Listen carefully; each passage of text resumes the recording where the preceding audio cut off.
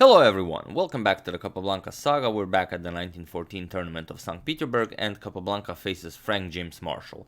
Now, Capablanca is definitely in the lead when you consider how many times the two of them have played, as Capablanca destroyed him in the match prior to the 1911 San Sebastian tournament.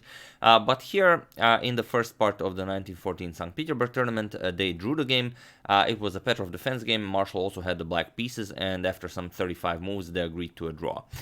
This time it's going to be the same line, but Capablanca decides to mix it up. So Capablanca still having an excellent tournament, 1.5 point lead after the first part of the tournament, then a draw against world chess champion Manuel Lasker, and a stunning victory against Dr. Zygmunt Tarash in round 2. This is round 3, and Capablanca goes for e4. We have e5, knight to f3, and now Marshall, one of the few people here that actually does not go for the Raul Lopez, but he goes for the Petroff Defense, like he did in the first part of the tournament. Knight captures, we have d6, this is the main line of the Petroff, knight to f3, and knight captures on e4. And here in the first part of the tournament, Capablanca went to d4, Marshall replied d5, this is still the classical line, which is played even today, and Capablanca decides not to go for it this time, as Marshall had a bit too much activity in the previous game, so he goes for queen to e2.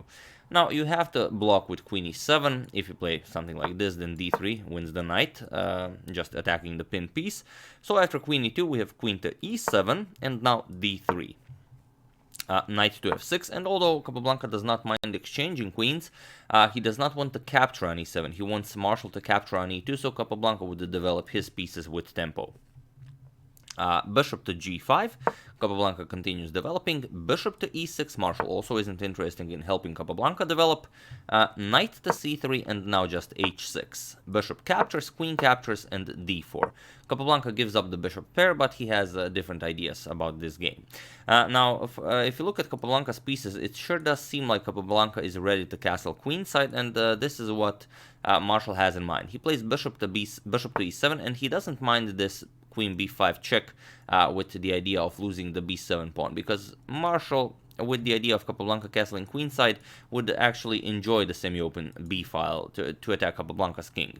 But Capablanca goes for it. Queen b5 check, we have knight to d7, and now Capablanca doesn't capture the b7 pawn. It could be somewhat too dangerous. For example, if queen captures, okay, the rook is under attack, rook b8 attacks the queen, queen captures, giving up the second pawn, and then just castles. And now, for example, if you do castle queenside, it would be too dangerous. And if you try to castle kingside now, then rook fc8 attacks the queen. You give up the third pawn, but now rook captures here, removes the defender of the knight, and Capablanca's king is still stuck in the center of the board with Marshall's pieces, ready to just march forward. So could be a bit too dangerous. Capablanca decides for bishop to d3, now leaving the option of castling kingside, but also castling queenside. We have g5 by Marshall. Now, if Capablanca does castle kingside, Marshall is already prepared to attack even on the king side. And here, Capablanca prevents any further pushing of the pawns with h3. It's a very nice idea, because now g4, h captures, bishop captures doesn't work due to knight to d5. Attacks the queen and also threatens knight captures on c7, which would deliver this very nice fork. But it's still a nice idea. After queen e6 check, you have to go king to f1, still the threat remains, and now after black castles queenside, you get rook to e1, and now the rook and knight will win the bishop on e7, white wins the game. So that's the idea, if Marshall is, just crazy and wants to go for g4 immediately. But okay, here Marshall castles kingside, and only now that Marshall castled kingside, Capablanca decides to grab the b7 pawn, because it's actually an attacking move. Queen captures on b7, and now the queen will have a quick escape square, because after the rook attacks the queen, queen e4 will also, as the bishop is on d3, threaten checkmate on h7. So queen captures on b7, we have rook 8 to b8, and now not going for further material, but rather queen e4. Threatening queen to h7 checkmate. Now Marshall has to waste a move to, prevent checkmate. Queen to g7 is played, and now just b3. Capablanca stops any pawn grabbing on the queen side, and now just enjoys his extra pawn. What does Marshall have for this extra pawn? Well, he does have a bit more development. Capablanca's king is still in the center of the board, so maybe he can do something about this. He goes for c5. He wants to bust open the center. Capablanca quickly castles, and now c captures on d4. We have knight to d5.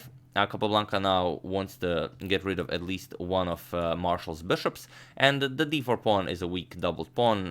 Very soon, Capablanca will also try to eliminate that as well.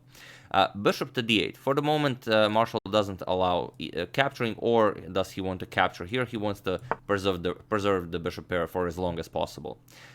Bishop to c4 now, and here comes knight to c5. Here Marshall could go for bishop captures, and bishop to f6 now to try and guard the d4 pawn, but Capablanca can just go rook a1 with a triple attack here, and there would be no good way to continue defending this pawn. You could go something like rook b4, but it doesn't work. You can just push the rook away with a3. Rook would have to move, and then you just win the pawn. So Marshall decides for an active plan. Knight to c5 attacks the queen, and now just queen captures on d4, offers a queen trade, and here Marshall accepts. Queen captures on d4 is played, knight captures on d4, bishop captures, and now bishop to f6, attacking the knight, but also the knight now cannot move as the rook on a1 would hang. Rook a to d1, getting rid of both threats, and now comes bishop captures on d4. Rook captures on d4. The knight was now a bit more powerful than the bishop, so Marshall decides to get rid of it.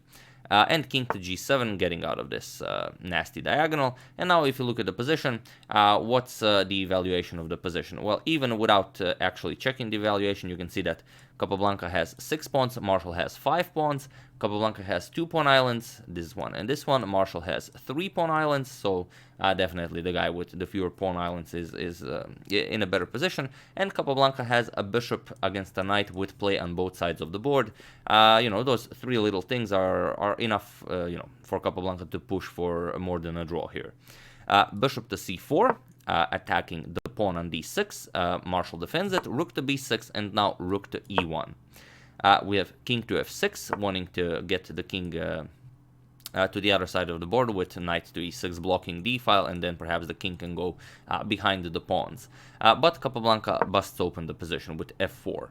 We have knight to e6, f captures on g5 with check, h captures on g5, and now rook to f1 check. King to e7, Marshall manages to get his king to the other side of the board, and now rook to g4 prepares to grab the g5 pawn, either by eliminating the defender of the g5 pawn, or in the other case where Marshall actually defends it with rook to g8. Now Capablanca just shifts all the pieces to attack the g pawn. We have rook here. You can never push f6 because then just the rook here will be too much. So we have rook to c6 now. Marshall's idea is that if Capablanca removes the defender of the g5 pawn, at least at the end of this variation, Marshall will grab the c2 pawn and he will have some counterplay. But now Capablanca just brings another attacker towards the g5 pawn. Now, how do you do this, as you don't have any other attackers? Well, you do have the h pawn, and the rook on g8 is undefended. So h4. Now, there is no defense against the g5 pawn, but Marshall finds an indirect defense towards this. Rook g to c8. Now, this is how Marshall does it. We have h captures on g5, and now rook to c5. The knight and rook are again pressuring this pawn, and the rook on f5 is also under attack. So we have bishop captures by Capablanca, f captures, and now rook captures on c5. Rook captures on c5. Now the pawn is under attack, and now if the king can, for example, get the g6 and win that pawn, perhaps it would be playable. But still, black cannot afford to trade rooks here, being down even 2 pawns. But at least it's a better position, since Capablanca's extra pawn is a double g pawn. So here Capablanca pushes g6. He allows Marshall to grab the c2 pawn, but grabbing the c2 pawn would be too slow. If you play rook captures on c2, then g7, and there's no good way. I mean, there's no way to prevent the pawn from queening. So unfortunately for Marshall, he will not be grabbing the c2 pawn today. We have king to f8. The king has to help out with the prevention of queening of this pawn. Rook to c4 now by Capablanca, and this is a very interesting move because it allows Marshall to create a second pair of doubled pawns for Capablanca. For example, if rook captures, it's interesting if this endgame is now winning for white. Yes, white is up 2 pawns, but those are 2 doubled pawns, so it's very nice to check. We can just quickly check, let's say king g7, king f2, king captures, king e3, going over to the queen side, king f5, you go king d4, now you have to go e5 check, king d5, e4, king has to prevent the passed pawn, king to f4, now comes a4. And now let's say e3, the king has to go to d3, and now you can see that black is running out of moves. Black can go a5, but that's just a temporary move. Let's say c3, and now black is really out of moves. You can either give up this pawn, or move the king, as the d3 and d4 and f3 squares are not available to you. So here, after, let's say you go after the pawn, king captures, king d4, now you will grab this pawn, and this pawn will queen. So the pawn ending is winning here for Capablanca. We do not want to trade rooks here. But of course it's important to check. Sometimes your opponent will make a mistake. Rook to a5, going after the a2 pawn, and now comes a4, just defending everything, so not a problem. King to g7 by Marshall, and now rook to c6. And now Capablanca's plan was to give up the doubled pawn for some nice connected pass pawns in the center. Rook to d5 defending, but now comes rook to c7 check. You can't defend everything. King captures and rook captures on a7. So Capablanca managed to eliminate this a7 pawn and give up his doubled g pawn, which was not all that impressive. Rook to d1 check. We have king to h2 and now d5. Marshall starts pushing in the center. We have a5. Capablanca starts pushing his own passed pawn. Rook to c1 and now rook to c7 defending the c2 pawn. Rook a1 attacking the pawn, now comes b4, rook to a4 attacking the b4 pawn, but now just c3. And here Marshall plays d4. He wants to remove this pawn, so the b4 pawn is undefended, which makes sense. You always want to attack the base of the pawn chain. Rook to c6, threatening to win this pawn with check, but now d captures on c3. And now doing this would be too much to allow black to have the c3 pawn and also lose your b4 pawn. So Capablanca goes for rook captures on c3, we have rook captures on b4, and now, of course, you all know what to do. You have to put a rook behind a passed pawn, rook to a3. Now, the threat is, of course, just queen that pawn. So Marshall has to go back. Rook b7, we have a6, rook to a7, and now Marshall's rook is stuck guarding the pawn here. And the Marshall will not have all that many active moves. He will try to bring his king over to the queen side to help out with the defense, so his rook can perhaps be activated. But let's see how he does. We have rook to a5 by Capablanca, gaining as much activity as possible, and also limiting the black king so he cannot never cross the 5th rank. We have king to f6, now comes g4, king to e7, king g3, Capablanca also brings the king into the game, king d6, king to f4, we have king to c7, but now just king e5, attacking the pawn, and Marshall is not in time to do anything about this. So he has to go back, king d7, we have g5 now Capablanca is also threatening to queen the g pawn.